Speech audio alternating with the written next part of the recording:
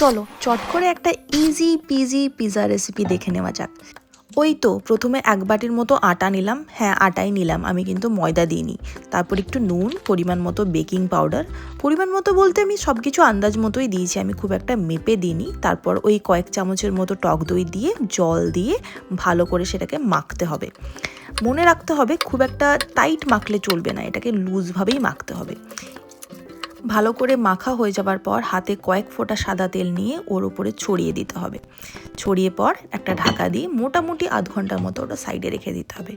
এর পরের কাজ হচ্ছে ফ্রিজ খুলে দেখো পিৎজার উপরে দেওয়ার মতো ঘরে যে কটা যা সবজি আছে তা এভাবে কেটে ফেলো। আর হ্যাঁ, লঙ্কা দিতে ভুলো না, অনেকে চিলি ফ্লেক্স দেয়, আমি কাঁচা লঙ্কাই দিলাম। তারপর ওই প্যানটা একটু গরম করে একটু ভালো করে সর্ষের তেল দিয়ে, ভালো করে মানে কম পরিমাণে, বেশি নয় কিন্তু, আমি একটু হেলদি রাখারই চেষ্টা করছি। তারপর অল্প একটু নুন, গোলমরিচের গুঁড়ো আর হ্যাঁ চিকেন মশলা একটু স্বাদের জন্য দিলাম, যাতে একটু ফ্লেভারফুল হয় আর কি। তারপর এটা ভাজা হয়ে সাইডে রেখে দাও। আর ততক্ষণে এদিকে তোমার আটাও রেডি। আটা যদি হাতে চিপকে যায় এভাবে, তাহলেই বুঝবে যে এটা তোমার পারফেক্ট রেডি হয়ে গেছে।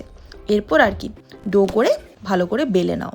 আর হ্যাঁ, ফুটো করতে আবার ভুলো না যেন, এটা মাস্ট। ব্যাস আর কি, ওভেনটাকে একটু প্রিহিট করে ঢুকিয়ে দাও এর মধ্যে।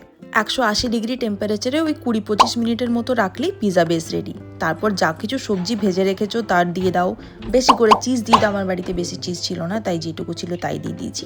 কিছুক্ষণ মোটামুটি 5 মিনিটের মতো ওভেনে রাখলে এটা ফুললি রেডি। তারপর সস, চিলি ফ্লেক্স, অরিগানো যা যা আছে বাড়িতে সব একটু একটু করে ছড়িয়ে গরম গরম খাও। কি ইজি রেসিপি তো, তাই এই ইজি রেসিপির জন্য সাবস্ক্রাইব তো করেই দিতে পারো।